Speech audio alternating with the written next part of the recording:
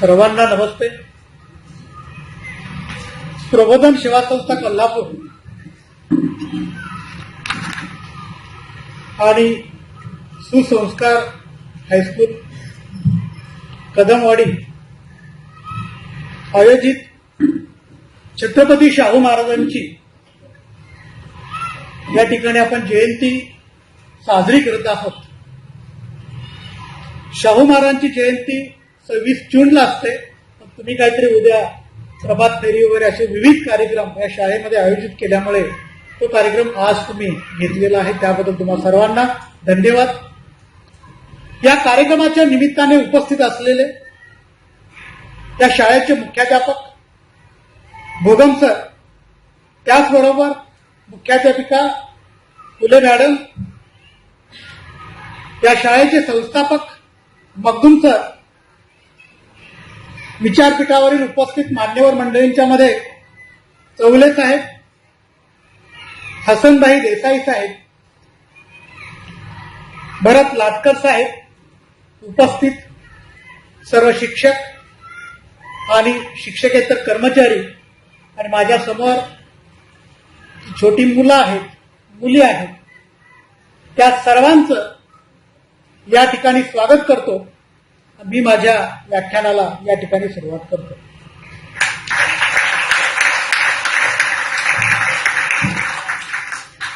मित्र, व्याख्यानाचं स्वरूप देत असताना तर तुमच्यासमोर मी व्याख्यान देणार नाही. एक चर्चात्मक किंवा एक साध्या सोप्या भाषेमध्ये मी माझं व्याख्यान सांगण्याचा प्रयत्न करेन, कारण माझ्यासमोर मुलींची संख्या जास्त आहे, मुलांची पण आहेत आणि शिक्षक पण तेवढाच स्टाफ आहे.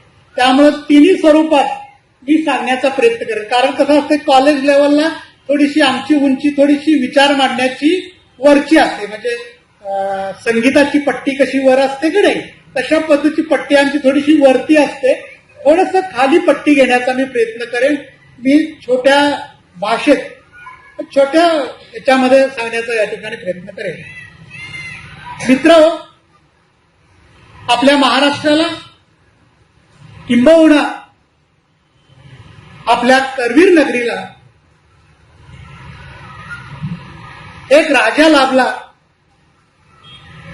त्या राजाचं नाव आहे छत्रपती राजश्री छत्रपती शाहू महाराज. या महाराजांचा जन्म आपल्यापासून 3 किलोमीटर अंतरावरती झालेला आहे.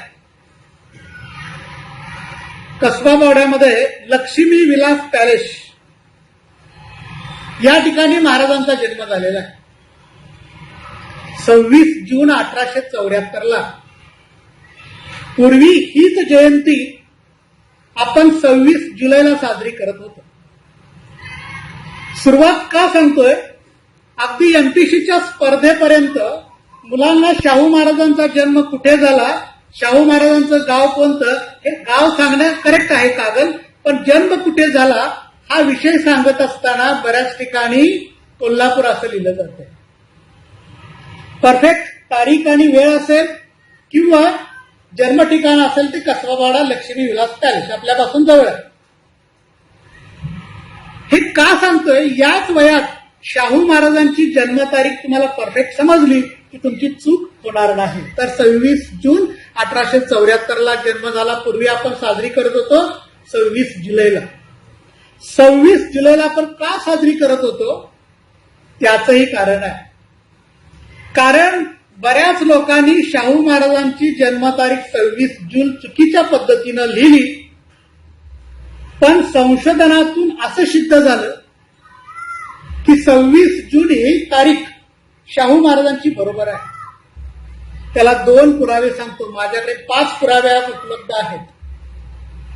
जर कोल्हापुरातील वकील सूर्यवंशी यांनी मी संशोधन माझं अगोदर जर असतं तर महाराष्ट्र शासनाला मीच शाहू महाराजांची जन्मतारीख 26 जून अशी सांगितली असती, पण माझ्या अगोदर वकील सूर्यवंशी यांनी, आपल्या कोल्हापूरचेच आहेत, त्यांनी संशोधन केलं आणि 26 जून ही तारीख सांगितली.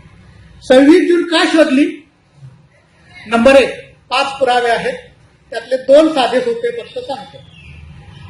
एक डॉक्टर बाबासाहेब आंबेडकरांचं शाहू महाराजांना पत्र आहे. काय पत्र लिहिलंय पा, तुमचा जन्मदिवस 26 जून हा जन्मदिवस करवीर नगरीमध्ये किंवा महाराष्ट्रामध्ये दिवाळीसारखा साजरा झाला पाहिजे, अशा पद्धतीचं पत्र डॉक्टर बाबासाहेब आंबेडकरांनी शाहू महाराजांना लिहिले. त्यामुळे तारीख परफेक्ट आहे, म्हणजे बरोबर आहे. नंबर 2, आपल्या शिरोळचे एक वकील होते, त्यांचं नाव आहे कदम. हे शाहू महाराजांचे अभ्यासक होते. त्या काळात शिकलेला, सर्वसाधारण शिकलेला माणूस होता. त्यावेळेचा तो दरबारातला वकील आहे. शिरोळमधून एक साधं पोस्टकार्ड शाहू महाराजांना त्यांनी लिहिलेलं आहे. त्या पोस्टकार्डामध्ये काय लिहितात पहा, महाराज म्हणजे छत्रपती शाहू महाराज, तुमच्या 26 जून या तारखेला आमच्या शिरोळ गावातील शाळेमध्ये विद्यार्थ्यांना दप्तर आणि गणवेश वाटप आणि खाऊ वाटप केलेलं आहे. इथंही त्यांनी 26 जून ही तारीख सांगितलेली आहे. असे एकूण 5 पुरावे आहेत, त्यापैकी मी तुम्हाला 2 सांगितले. आणि त्यामुळे शाहू महाराज हा खूप मोठा पुरोगामी विचाराचा राजा होता. हा राजा राजविलासामध्ये जगलेला नाही. पूर्ण जगाचा इतिहास जर पाहिला, बहुतांशी राजे हे चैनी विलासी जीवनामध्ये जगलेले आहेत. साधं उदाहरण घ्या, फ्रेंच राज्यक्रांतीमधील, मला वाटतं 8वी 9वीला फ्रेंच राज्यक्रांती कुठेतरी असेल इतिहासामध्ये, किंवा 10वी मध्ये कुठेतरी असेल. त्या फ्रेंच राज्यक्रांतीमधील जी राणी होती, तिचं नाव आहे मेरी अंटायनेट. ही मेरी अंटायनेट खूप विलासी जीवन जगत होती आणि ती आपल्या प्रजेला म्हणते, जर भाकरी मिळत नसेल तर शिरापुरी खा. म्हणजे भाकरी हे सर्वसामान्य माणसांचं जेवण आहे. सर्वसामान्य माणसांना जर भाकरीच मिळत नसेल तर शिरापुरी खा. म्हणजे तिथं पण ती चैनी विलासी जीवन सांगते. कुठल्याही जगातल्या राजांचं उदाहरण घ्या, सगळे विलासी जीवन जगलेले आहे. या भारतातले 2च राजे असे आहेत की ते सामान्य माणसांच्या पर्यंत पोहोचले, सामान्य माणसांच्या घरापर्यंत, सामान्य माणसांच्या झोपडीपर्यंत पोहोचले आणि त्यांनी जनतेसाठी काम केलं. त्यामध्ये नंबर 1चा राजा सयाजीराव गायकवाड, हे बडोद्याचे राजे होते. शाहू महाराजांचे नातेवाईक होते, कारण शाहू महाराजांची पत्नी जी आहे ती बडोद्याची आहे, खानविलकर कुटुंबातील आहे. त्यामुळे या दोन्ही कुटुंबाचे, म्हणजे बडोदा संस्थान आणि कोल्हापूर संस्थान, या दोन्ही कुटुंबांचे कुठेतरी ऋणानुबंध आहे.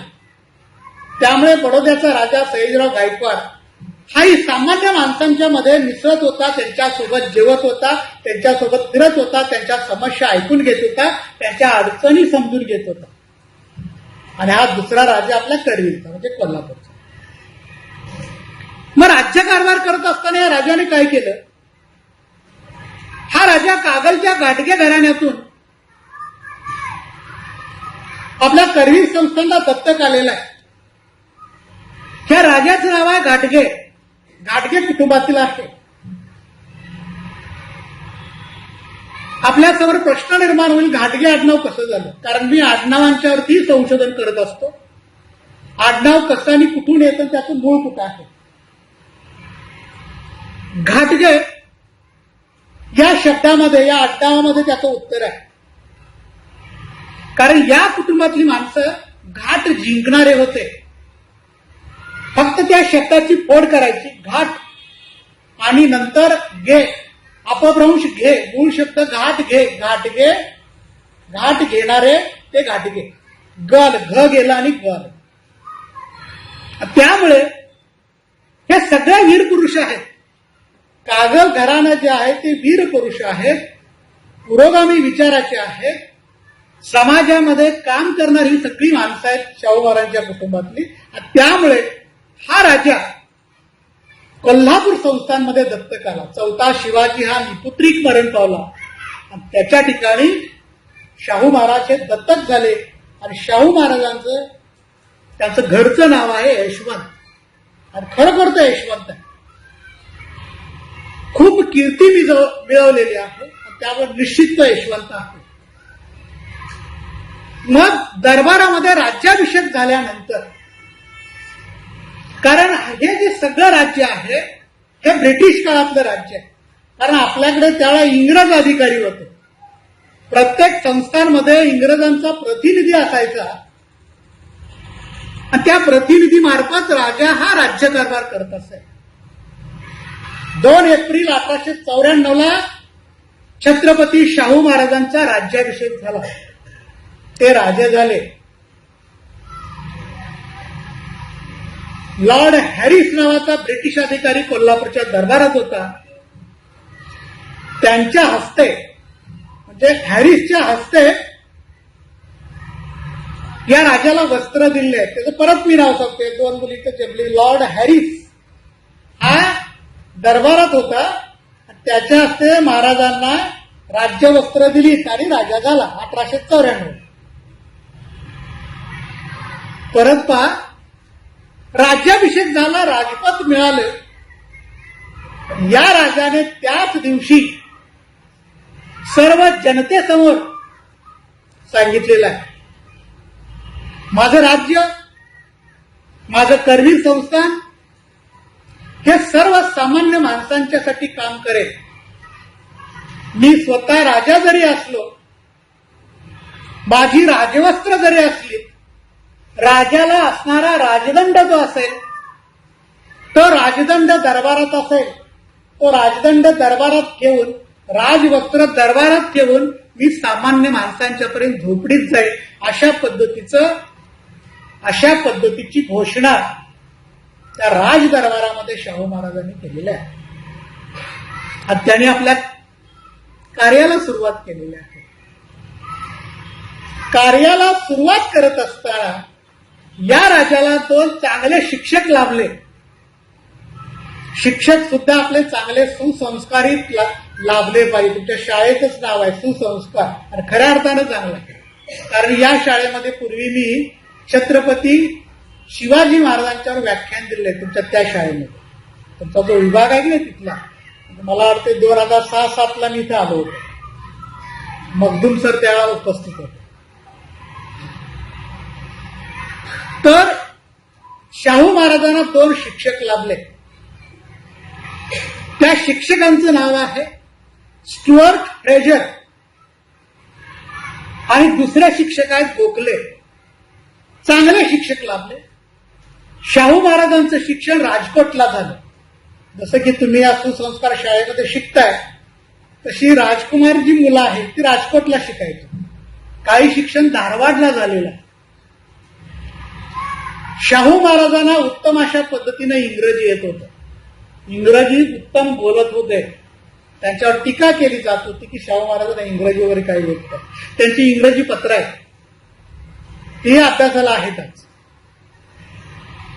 गोखले आणि स्टुअर्ट फ्रेजर यांनी खूप चांगल्या पद्धतीचे संस्कार शाहू महाराजांच्या बरोबर केले. राजाला जे, राजपुत्राला जे आवश्यक शिक्षण असते, भाला फेकणे असेल, सगळं शिक्षण किंवा व्यवहाराचं ज्ञान असेल, पाठ्यपुस्तकातलं ज्ञान असेल ब्रिटिश काळातलं, ते सुद्धा ज्ञान या 2 शिक्षकांनी उत्तम अशा पद्धतीने दिलेलं आहे. त्यामुळे शाहू महाराज हे सुसंस्कारित झालेले आहेत. सुसंस्कारित झालेले असताना हा राजा दरबारात बसला नाही. या राजाला आपल्या संस्थानात फिरून जनतेचे काय प्रश्न आहेत हे प्रश्न पाहिले. पूर्वीचे राजा काय करायचे की जनतेचे प्रश्न कोणते आहेत ते सांगण्यासाठी किंवा ऐकण्यासाठी आपली माणसं त्या दरबारात किंवा त्या संस्थांमध्ये पाठवत असत. पण या राजाने तसं केलेलं नाही. हा राजा स्वतः आपल्या पूर्ण संस्थांमध्ये फिरला. आपलं कोल्हापूर संस्थान जे आहे हे संस्थान आजच्या कर्नाटक पर्यंत होतं. तुम्हाला सर्वांना रायबाग माहित असेल. रायबाग, कटकोळ, कंकणवाडी इथंपर्यंत राजांचं राज्य होतं. म्हणजे कर्नाटकमध्ये पण ते शिकारला जायचे, रायबागला शिकारला जायचे. सगळ्या ठिकाणी फिरले आणि जनतेची गरिबी दिसून आली. दुसरा भाग काय आला, काय दिसला राजाला, जातीभेद कमालीचा. खूप मोठ्या प्रमाणात भारतात जातीभेद आहे. तसा माझ्या संस्थांमध्ये पण जातीभेद आहे. याच्यावर काम करणं गरजेचं आहे. दुसरा भाग असा की इथं सामान्य कुटुंबातल्या माणसांना कुठेच नोकरीत घेतलं जात नाही. त्यांना वंचित ठेवलं जातं, म्हणजे बाजूला ठेवलं जातं. गावात तर प्रवेशच नाही. त्या पूर्वीच्या गोष्टी मी इथं सांगत नाही. प्रवेशच नाही. आणि मग या माणसांच्यासाठी आपण काय करायचं, यांना नोकरीत आणलं पाहिजे, यांना शाळा शिकवलं पाहिजे. म्हणून छत्रपती शाहू महाराजांनी एक ऐतिहासिक निर्णय घेतला आणि राखीव जागा 50% राखीव जागा त्याने आपल्या दरबारामध्ये घोषित केल्या. जे मागासलेले आहेत, जे गरीब आहेत, त्यांना 50% आरक्षण दिलं पाहिजे. आणि हे आरक्षण 26 जुलै 1902 ला दिलेलं आहे. फक्त उच्च जातीमधल्या 4 जाती या आरक्षणामधून शाहू महाराजांनी सोडलेल्या होत्या. ब्राह्मण, प्रभू, शेनवी आणि पारसी या जाती आहेत की त्यांना आरक्षण नव्हतं. मुलांना बघा, ब्राह्मण, प्रभू, पारसी आणि सेनवी या 4 जातींना आरक्षण नव्हतं. सगळ्यांना आरक्षण होतं. 50%च्या पुढे आरक्षण आहे. आणि आज आपण या महाराष्ट्रामध्ये किंवा भारतामध्ये आरक्षणचा खूप आपण दंगा करतो. हा राजा किती दूरदृष्टीचा होता पहा. सगळ्यांना आरक्षण आहे. आरक्षणातून कोणी सुटलं नाही. फक्त 4 जाती फक्त सोडल्या होत्या. कारण या 4 जाती आर्थिकदृष्ट्या सक्षम होत्या, चांगल्या होत्या. त्यांना आरक्षणाची गरज नव्हती. आरक्षण नसलं तरी नोकरीत त्या 100% होतं. आणि म्हणून शाहू महाराजांच्या लक्षात आलं की या माणसांना आरक्षण देणं गरजेचं आहे. आणि म्हणून त्यांना 50% राखीव जागा दिल्या आणि आपला राज्यकारभार या ठिकाणी सुरू केला. मग हा राज्यकारभार सुरू करत असताना दुसरी गोष्ट कोणती करायला पाहिजे, तर माझ्या प्रजेला शिक्षण दिलं पाहिजे. शिक्षणाशिवाय तरणोपाय नाही. शिक्षणाशिवाय माझी जनता शहाणी होणार नाही. दरबारात काय चाललेलं आहे हे त्यांना कधी समजेल, ते शाळा शिकल्यानंतर त्यांना समजेल. आणि म्हणून शाहू महाराजांनी शिक्षण सुरू करण्याचा निर्णय घेतला. 1908 ला आपल्या कोल्हापूर संस्थानमध्ये एकूण 16 शाळा होत्या. आणि रात्रशाळेची संकल्पना आजची आपण म्हणतोय, रात्रशाळा 1908 ला शाहू महाराजांनी सुरू केलेलं आहे. इव्हनिंग स्कूल पण आहे. म्हणजे बघा, इव्हनिंग स्कूल आपल्याकडे नाहीत. नाईट कॉलेज आहेत, नाईट स्कूल आहेत, इव्हनिंग स्कूल पण आहेत. 1908 ला 16 शाळा आहेत. त्याच्यानंतर 1917 ला कायदा पास केला. प्राथमिक शिक्षण सक्तीचं केलेलं. कारण त्यांनी सांगितलंय शिक्षणाशिवाय तरणोपाय नाही. जर सामान्य माणसं, गरिबाची मुलं, झोपडपट्टीतली मुलं जर शिकतील तर शाणे होतील. आणि म्हणून सक्तीचा कायदा 1917 ला केला. आणि आपल्या करवीर संस्थांमधली पहिली शाळा जी काढली ती प्रयाग चिखलीला काढली.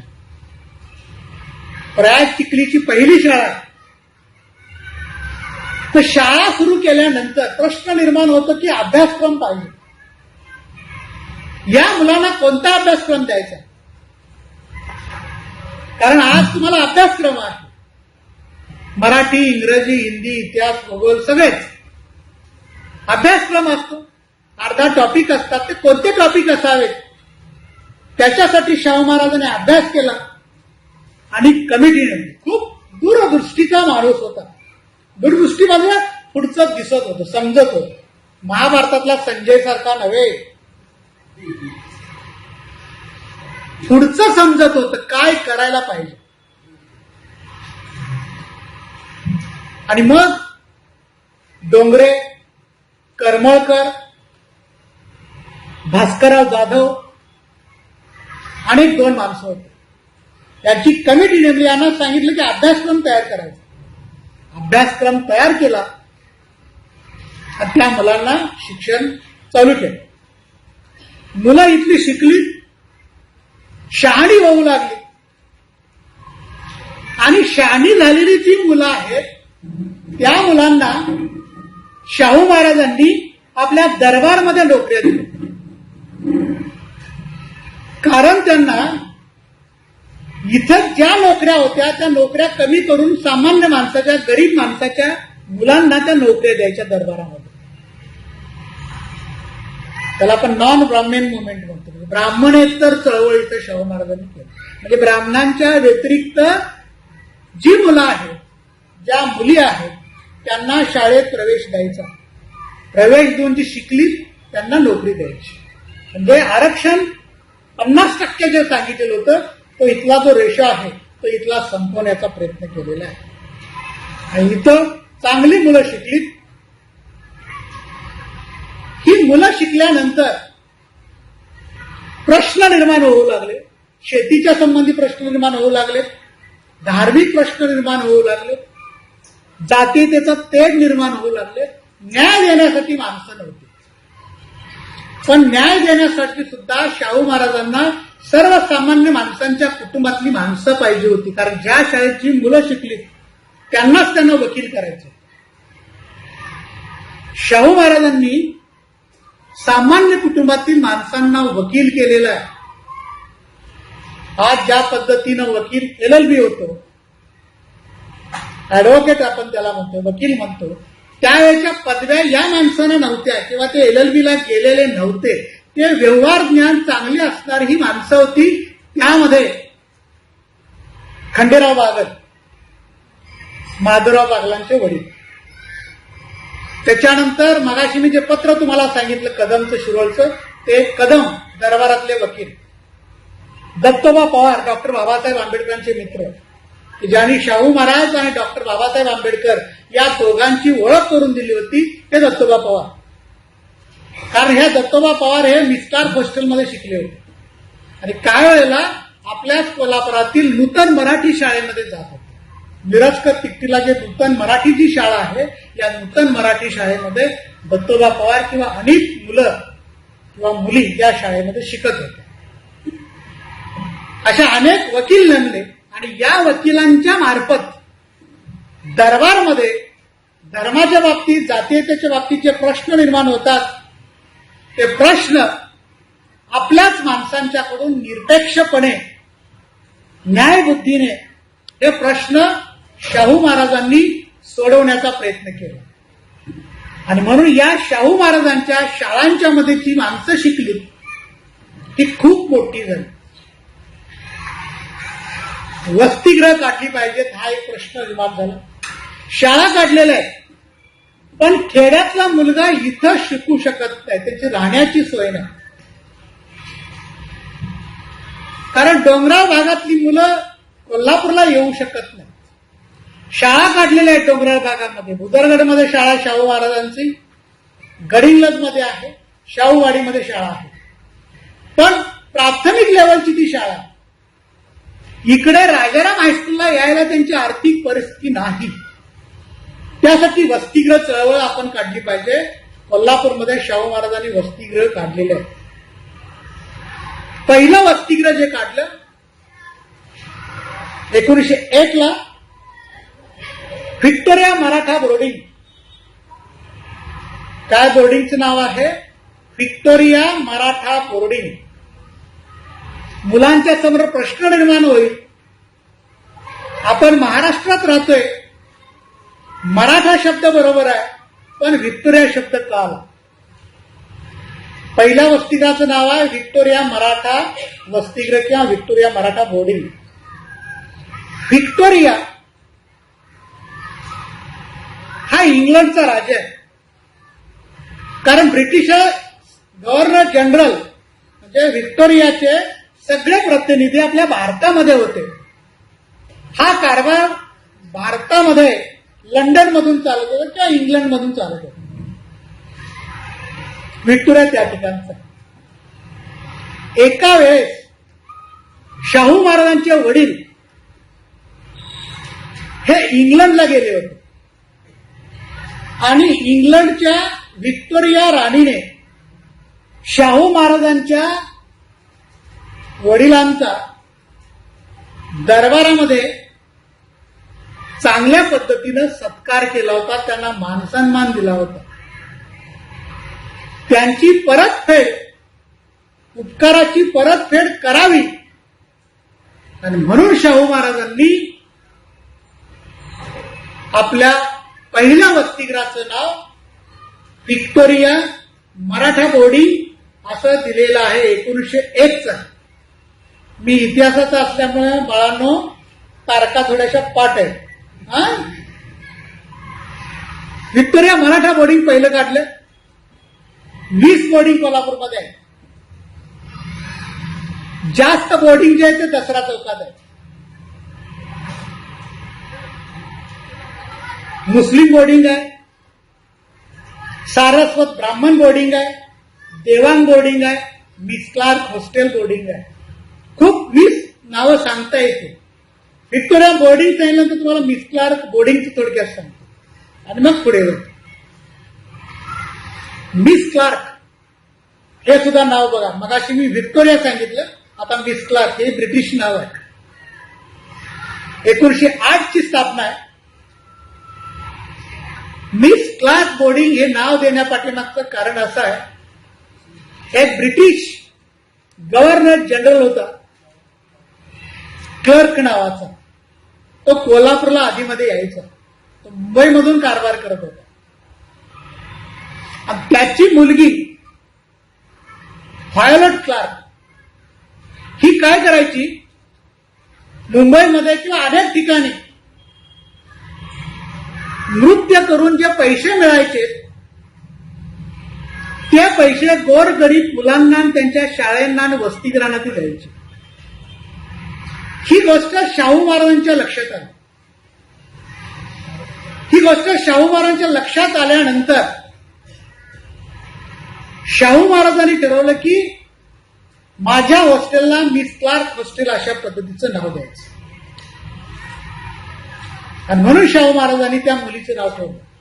5,000 रुपये या वसतिगृहाला देणगी दिलेली होती. तिला तिच्या नृत्यामधून जे मिळालेले पैसे होते त्या पैशामधून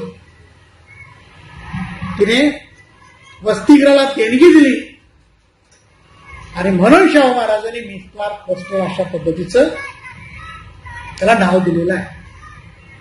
मग या वसतिगृहांच्या मध्ये अनेक मुलं शिकलीत. त्यामध्ये एका विद्यार्थ्याचं उदाहरण तुमच्यासमोर ठेवतो.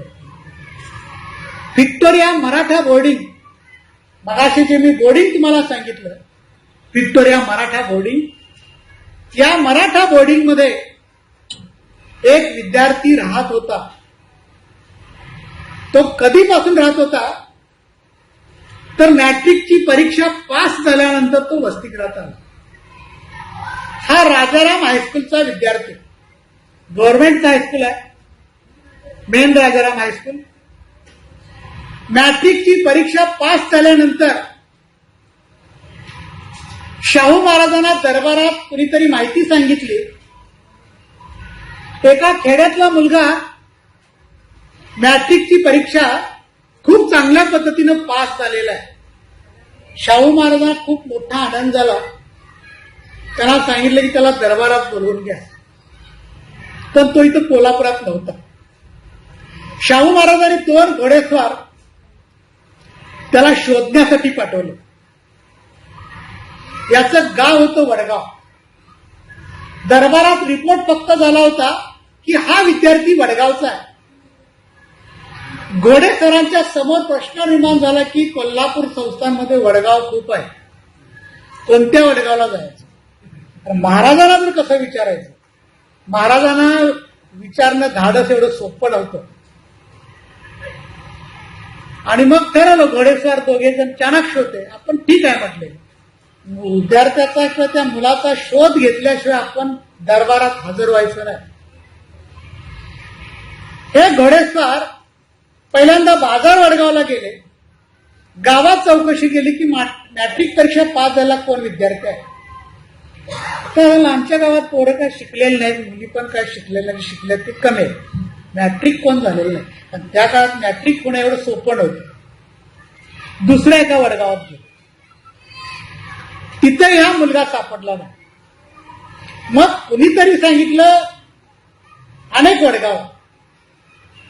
घोडे सरांच्या समोर प्रश्न निर्माण झाला की दिवस तर बुडत आलेला आहे, संध्याकाळ झालेलं आहे आणि रिकाम्या हाती कसं जायचं. कारण दरबारात गेल्यानंतर महाराज आपली हाजरी घेणार, हाजरी म्हणजे रागवणार, तुम्ही त्या विद्यार्थ्याला इथं का आणलं नाही म्हणून.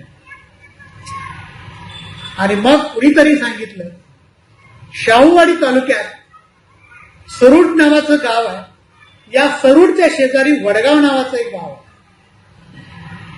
हा शाहूवाडी तालुक्यातील वडगावचा हा विद्यार्थी म्हणजे पांडुरंग चिमणाजी पाटील, पीशी पाटील म्हणून आपल्याकडे तो आहे. पीशी पाटील म्हणून ते प्रसिद्ध आहेत. पांडुरंग चिमणाजी पाटील हा विद्यार्थी आहे. हा विद्यार्थी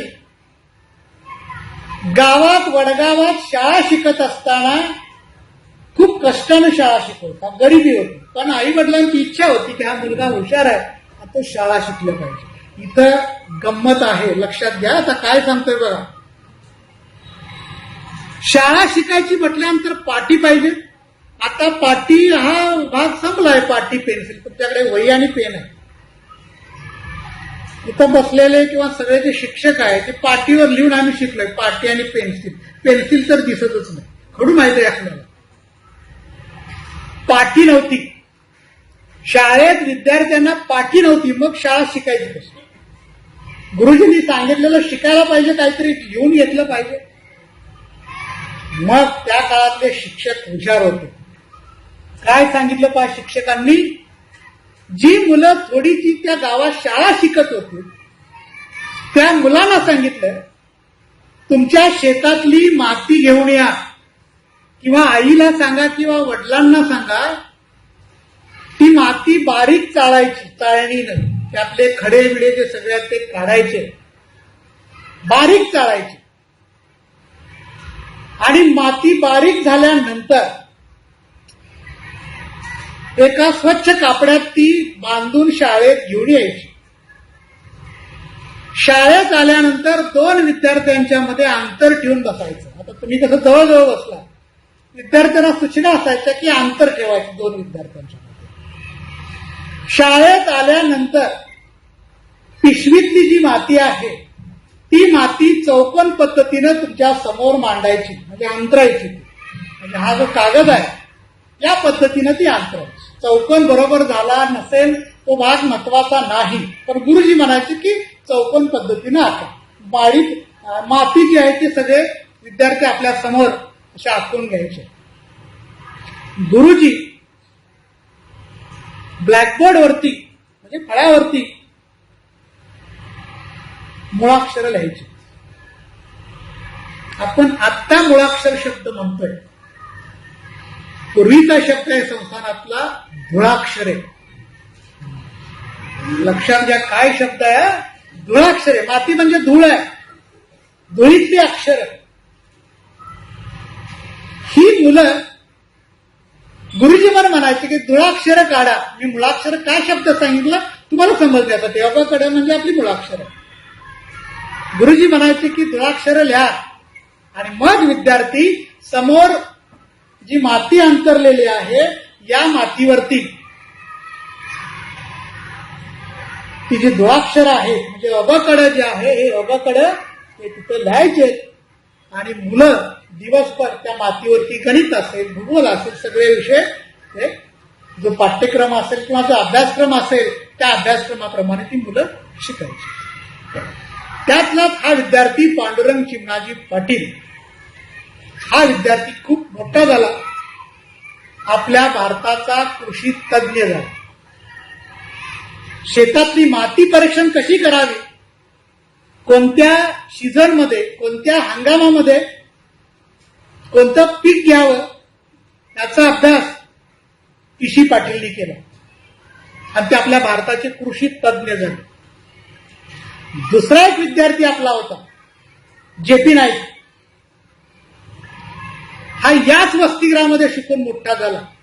आजऱ्याकडे यांचं गाव आहे, रोडलाच आहे. आजऱ्याकडे आपण उत्तर मार्गे जात असताना भैरेवाडी त्यांचं गाव आहे, रोडलाच आहे. त्या गावामध्ये आज काहीतरी कॉलेज काहीतरी काढलेलं आहे. हा जेपी नाईक हा आपल्या भारताचं प्राथमिक, माध्यमिक, उच्च शिक्षण त्याचा आराखडा भारत सरकारला सादर करतो. लक्षात घ्या, कोल्हापूरचा माणूस आहे, किती मोठा होता पा, आणि शाहूंच्या विचाराचा आहे. जेपी नाईकांच्यावर आज एक पुस्तक पब्लिश झालेलं आहे. गोविंदराव पानसरेंनी एक 11 पुस्तकं पब्लिश केलेली होती. त्या पुस्तकाच्या 11 पुस्तकांचं टायटल आहे, यांनी कोल्हापूर घडविले. पानसरेंच्या सोबत मी वर्षभर एका पुस्तकावर काम करत होतो.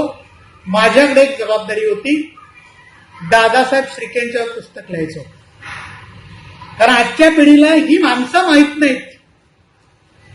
दादासाहेब शिर्के डॉक्टर बाबासाहेब आंबेडकरांच्या काळात गरुड नावाचं साप्ताहिक 1926 कोल्हापूरमध्ये चालवत होते. कारण बाबासाहेबांचा मुकनायक हे पाक्षिक 1920 आहे, त्यालाही मदत शाहू महाराजांनी केलेली. आणि माझ्याकडे जबाबदारी होती की एका पुस्तकावर लिहायचं आहे. मी दामो शिर्के यांच्यावर पुस्तक लिहिलं आणि आमच्याच मित्रांनी जेपी नाईकांच्यावरती पुस्तक लिहिलं. अशी 11 पुस्तकं लिहिली. त्या पुस्तकांचं टायटल आहे, यांनी कोल्हापूर घडविले. त्यामध्ये जेपी नाईक एक आहेत, पांडुरंग चिमणाजी पाटील पण आहेत, म्हणजे पिशी पाटील पण आहेत. आणि म्हणून सर्वसामान्य माणसांच्या झोपडीपर्यंत शिक्षण गेलं. या शिक्षणामुळे करवी संस्थांमधील मुलं मुली शिकली. इथं शिक्षकांच्यावर जबाबदारी होती. शाहू महाराज किती हुशार होते पहा. म्हणजे आपण सगळे शिक्षक आहोत, शिक्षकांच्यावर पण जबाबदारी शाहू महाराजांनी सोपवलेली आहे. पालकांच्यावर जबाबदारी आहे. पालकांना काय जबाबदारी आहे पहा. तुमचा मुलगा किंवा मुलगी जर करता शाळेत आली नाही, महिन्यातले खाडे मोजले जातील. महिन्यात किती वेळा तुमचा मुलगा किंवा मुलगी गैरहजर आहे ते पाहिलं जाईल. आणि पालकांना 1 रुपया दंड केला जाईल. 1917चा 1 रुपया आता 1 लाख रुपये आहे. लाखाच्या पुढच्या पट्टीत त्याची किंमत होईल. म्हणजे बघा, काहीतरी दंड लावल्यानंतर माणूस घाबरतो. घरपाळा नुसती भरायची तारीख जवळ आली की आपण घाबरतो. टॅक्स म्हटल्यानंतर घाबरतो. आपण सगळे शिक्षक तर अगोदर जातो. घरपाळा असेल किंवा लाईट बिल असेल, पाणी बिल असेल, दंड असला की आपण लगेच. लाईटला 10 रुपये दंड आहे तारखेच्या पुढे. 10 रुपये वाचवण्यासाठी आम्ही लवकर जातो. तसं पालक आपल्या मुलांना शाळेत वेळेत पाठवत होते. कधीही विद्यार्थी गैरहजर असायचे नाही. कारण 1 रुपया दंड दरबारला भरायला लागायचा. आणि म्हणून विद्यार्थी रेग्युलर यायचे, संख्या कमी असायची पण रेग्युलर विद्यार्थी असायचे. मुलींची संख्या शाळेत कमी होती. त्याच्यासाठी परत निर्णय घेतला. काय निर्णय घेतला? शिक्षकांच्या जबाबदारी टाकली. ज्या शिक्षकाच्या वर्गात मुलींची संख्या जास्त आहे त्या शिक्षकाचा सन्मान आणि सत्कार दरबारमध्ये केला जाईल. बघा, महात्मा फुलेंनी मुलींची पहिली शाळा काढली. महात्मा फुलेंचे जे विचार आहेत तेच विचार शाहू महाराजांनी आपल्या दरबारामध्ये अंमलात आणले. म्हणजे ज्या शिक्षकाच्या वर्गात मुलींची संख्या जास्त आहे त्या शिक्षकाला बक्षीस दिलं जाईल, दरबारात त्याचा सत्कार केला जाईल. त्यामुळे शिक्षक काय करायचे? घरोघरी जाऊन मुलींची संख्या वाढवण्याचा, म्हणजे त्याला आपण आजच्या भाषेत पटसंख्या म्हणतो, ही पटसंख्या मुलींची वाढवली जायची. आणि म्हणून सत्कार केला. शिक्षकांना नियमित पगार होता. 7 रुपये पगार होता. तो महिन्याच्या महिन्याला दिला जात होता. ही गोष्ट खूप महत्वाची आहे. कारण शाहू महाराजांचं प्रशासन जे आहे खूप चांगल्या पद्धतीचं प्रशासन आहे. त्यांनी एक गोष्ट केलेली आहे, जे जे दरबारात घडत होतं ते त्यांच्या चिटणीसाला ते लिहायला सांगायचे. त्यामुळे आमच्यासारख्या संशोधकांना एक फायदा आहे, जे दरबारात घडले ते लिहून ठेवले. त्यामुळे सगळे हुकुमनामे जे आहेत ते कोल्हापूरच्या आर्कवाईज मध्ये म्हणजे पुराभी लेखागारमध्ये आज अभ्यासकांना उपलब्ध आहेत. त्या सगळ्या ज्या गोष्टी मी तुम्हाला सांगतोय त्या हुकुमनाम्यामधल्या गोष्टी सांगतो. म्हणजे पगार आहे, विद्यार्थी किती आहेत, फक्त थोडं सोप्या भाषेत सांगण्याचा मी तुम्हाला सांगताना थोडंसं अवघड वाटतंय, पण सोप्या भाषेत मी सांगण्याचा तुम्हाला प्रयत्न करतोय. आणि म्हणून आता बघा, प्रशासन एक नंबर, सगळ्या गोष्टी लिहून ठेवायच्या, हुशार राजा होता. तर आपल्या सर्वांच्यासाठी एक गोष्ट महत्वाची सांगतो बघा. पूर्वी काय व्हायचं, महाराज मुंबईला जायचे, बडोद्याला जायचे आणि मग आदल्या दिवशी फतवा काढला जायचा की मी उद्या मुंबईला रेल्वेने जाणार आहे. तो फतवा झाल्यानंतर दरबारातली माणसं खुश, राजा जाणार आहे म्हटलं तर कामकाज बंद. सगळे क्लार्क चिटणीस वगैरे सगळे खुश असायचे. महाराजांचं त्यांच्यावर बारकं लक्ष असायचं. महाराज काय करायचे, रेल्वे सुटायच्या अगोदर, कारण महाराजांनीच कोल्हापुरात रेल्वे आलेले आहे, रेल्वे आणलेले आहे, रेल्वे सुटायच्या 1 तास अगोदर गेस्ट हाऊसवर यायचे. महाराजांचं गेस्ट हाऊस कोणतं, रेल्वेच्या समोर पूर्वीचं शाहूपुरी पोलीस स्टेशन, हे महाराजांचं guest house. Doctor Babasaheb Ambedkar माणगावला जात असताना विश्रांतीसाठी तिथंच थांबले. 1 तास अगोदर रेल्वे स्टेशनच्या समोर गेस्ट हाऊस आहे. आता ते पाडलंय. आम्ही कलेक्टरला खूप वेळा प्रयत्न केले, हे ऐतिहासिक ठिकाण आहे, हेरिटेज म्हणून डिक्लेअर करा, पण कुणीही ऐकलेलं नाही. ते पाडून रिकामे झाले. तिथं थांबायचे आणि दरबारची सगळी माणसं ऑफिसची कामं सोडून महाराजांच्या सोबत यायचे. महाराज जाईपर्यंत रेल्वे स्टेशनवर सगळे असायचे आणि ऑफिसला गेल्यानंतर कोणतंही काम करायचं नाही. महाराजांनी ऑब्झर्वेशन केलेलं होतं. महाराजांनी मुंबईहून आल्यानंतर हुकुमनामा काढलेला आहे. ज्या ज्या वेळेला मी मुंबईला जाईन किंवा बडोद्याला जाईन त्यावेळेला 4 दिवस अगोदर माझ्यासोबत कोण माणसं असतील दरबारातील माझे अधिकारी, त्यांची नावं सांगितली जातील, तेवढेच माझ्यासोबत असतील. सगळ्या ऑफिसने माझ्यासोबत यायची काय गरज नाही, कामं सोडून येऊ नका. आज आपण परिस्थिती बघतो. मंत्री आला की सर कोल्हापूरचे अधिकारी त्यांच्या पाठीमागे, कधी कुणाला काय विचारेल सांगता येईल. सगळे अधिकारी शिक्षण क्षेत्रातले असतील, ज्या खात्याचा मंत्री आहे त्या खात्यात सगळी माणसं पाठीमागे असतात. म्हणजे आजही भारतातल्या सगळ्या गव्हर्नमेंटनी, सगळ्या राज्य सरकारनी महाराजांचा आदर्श घ्यावा, या हुकुमनाम्याचा आदर्श घ्यावा. जे आवश्यक माणसं आहेत ती सोबत जरूर पाहिजेत, पण नको असलेली माणसं माझ्यासोबत येऊ नका.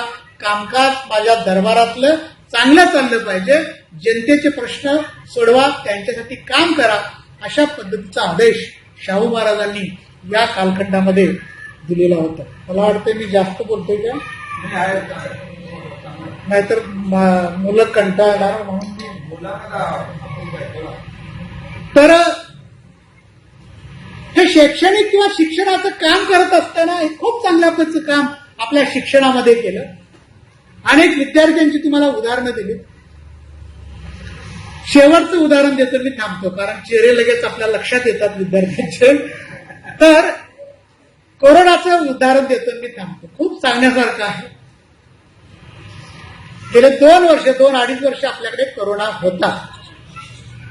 आजही कमी जास्त प्रमाणात कोरोना आहे, संख्या कमी आहे, पेशंट कमी सापडतात. आपण डोस घेतलेले आहेत. मगाशीच मी हुले मॅडमकडे बसलो होतो आणि तिथं किती विद्यार्थ्यांनी डोस घेतले, किती जणांचे शिल्लक आहेत, हे आपला सर्वे चाललेला आहे. म्हणजे गरज आहे त्या लहान मुलांना डोस देणं गरज आहे. आणि आपण डोस घेतल्यामुळे, बुस्टर डोस घेतल्यामुळे आपण तंदुरुस्त आहे, म्हणजे आपल्याला प्रतिकारशक्ती आपली वाढलेली आहे. त्यामुळे कोरोना होईल पण कमी प्रमाणात होईल.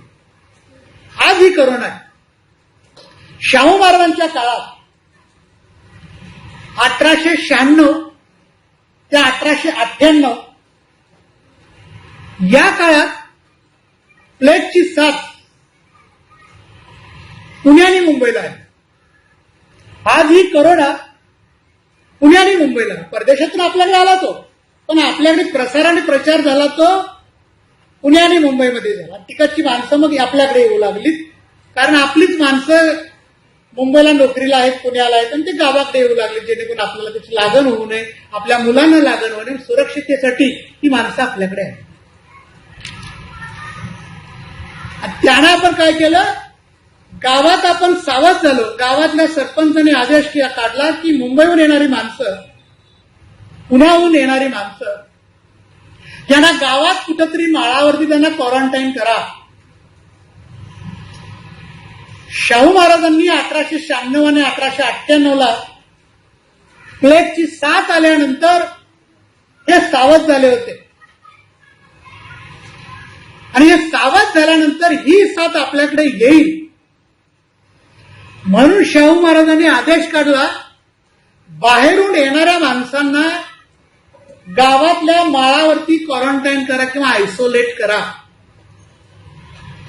क्वारंटाईन हा शब्द किंवा आयसोलेट हा शब्द आता आपल्याला समजलं. 1896 शाहू महाराजांनी हा शब्द वापरला, म्हणजे अलगीकरण. गावात इतर माणसांच्या पासून या माणसांना वेगळं ठेवा. कोल्हापूर संस्थानमध्ये त्यावेळेला बुदरगड, गडिंग्लज आणि शिरोळ या तालुक्यामध्ये प्लेगची साथ मोठ्या प्रमाणात होती. प्लेगच्या त्या काळात शाहू महाराजांनी आपल्या दप्तरात नोंद केलेली आहे, 31,131 रुग्ण कोल्हापूर संस्थानमध्ये सापडलेले होते. त्यापैकी जास्त रुग्ण गारगोटी म्हणजे बुदरगड, शिरोळ आणि गडिंग्लज. आणि मग या सगळ्यांना क्वारंटाईन केलं आणि प्लेगची साथ आटोक्यात आणली. आटोक्यात आणताना फवारणी करायला लागायची. आज आपल्याकडे ते फवारणी करतात कॉर्पोरेशनचे लोक येऊन, तशा पद्धतीची त्या ठिकाणी फवारणी केली. पण उंदरांच्यावर फवारणी कशी करायची, कारण प्लेग जो होतो तो उंदरांच्या पासून होतो. उंदरावर जे बारीक बारीक किडे असतात, जे कीटक असतात, त्याच्यापासून प्रचार आणि प्रसार होतो. महाराजांनी सांगितलं की आपल्या संस्थानातली उंदरं मारून टाका. माणसं नेमलीत उंदरं मारायला. धर्म अडवावा. शाहू महाराज विज्ञाननिष्ठ होते. जे जे राजे विज्ञाननिष्ठ होते, आजही जे जे गव्हर्नमेंट, जे जी माणसं विज्ञाननिष्ठ आहेत त्यांची निश्चित प्रगती आहे. जो कर्मकांडामध्ये अडकतो त्याची प्रगती होत नाही, आपण त्याच्यामध्ये गुंतून राहतो. आज ही तीच परिस्थिती आहे. कर्मकांडामध्ये अडकल्याची प्रगती नाही. छत्रपती शाहू महाराजांचं उदाहरण घ्या, त्याच्या अगोदर छत्रपती शाहू महाराजांचं उदाहरण घ्या. शाहू महाराजांनी कोणत्याही पद्धतीचं कर्मकांड केलेलं नाही.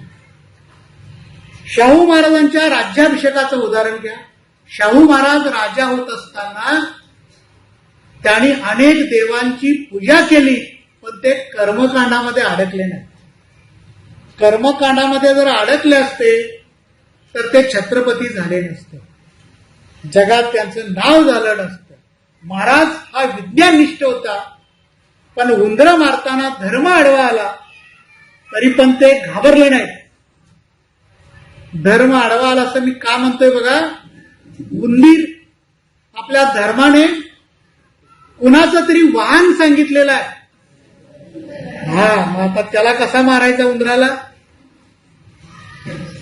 मारणं तर गरजेचं आहे, कारण उंदीरांची पैदास जर जास्त झाली तर प्लेग फास्ट वाढेल, लागण जास्त माणसांना होईल. आणि म्हणून शाहू महाराजांनी आपल्या दरबारातील म्हणजे खेड्या गावातली आणि उंदरं मारली आणि प्लेगची साथ 1896 ते 1898 या 2 वर्षा काळात होती, ती आटोक्यात आणण्याचं काम केलं. त्यामुळे हा राजा खूप दूरदृष्टीचा होता. समाजवादी होता, समाजासाठी काहीतरी करावं अशा पद्धतीची ही राजाची भूमिका होती. म्हणून या राजाने आपल्या भारताला आणि महाराष्ट्राला खूप चांगल्या पद्धतीची दिशा दिली आणि त्यामुळे कोल्हापूर हा सुजलाम सुफलाम झालेला आहे. आणि इथं हे गीत सादर करत असताना तुम्ही सगळा इतिहास त्या गीतामधून खूप चांगल्या पद्धतीनं सांगितलेला होता. त्यात राधानगरी धरणाचं एक उदाहरण उत्तम होतं. आणि कोल्हापूर जिल्हा जो आहे तो राधानगरीमुळे राधानगरीच्या धरणामुळे आपण सुजलम सुफलम आहे. जगात महाराष्ट्रात कुठेही दुष्काळ पडो, कोल्हापुरात कधीही दुष्काळ पडत नाही. त्याचं कारण असं शाहू महाराजांनी पाण्याचं नियोजन जल नियोजन म्हणतो ते खूप चांगल्या पद्धतीचं केलं. आणि हे धरण 1908 ला बांधलं. त्याचं बांधकाम 54 पर्यंत पूर्ण झालं. आणि अशा पद्धतीनं शाहू महाराजांनी आपल्या कोल्हापूर संस्थानमध्ये खूप चांगल्या पद्धतीचं काम केलं. त्यामुळे हा राजा खऱ्या अर्थानं राजश्री होता, लोक राजा होता. त्यामुळे लोक राजा म्हणून आपण त्याच्याकडे बघतो. आणि या राजाची जयंती या शाळेमध्ये साजरी केली, उत्साहाने साजरी केली. आणि या जयंतीच्या निमित्ताने मला तुम्हा सर्वांच्या समोर विचार मांडण्याची संधी दिली. त्याबद्दल संस्थेचे संस्थापक मगदुम सर, भोगम सर, सर्व शिक्षक, शिक्षकेतर कर्मचारी, विद्यार्थी, विद्यार्थिनी या सर्वांना धन्यवाद देऊन माझे 2 विचार या ठिकाणी संपवतो. धन्यवाद.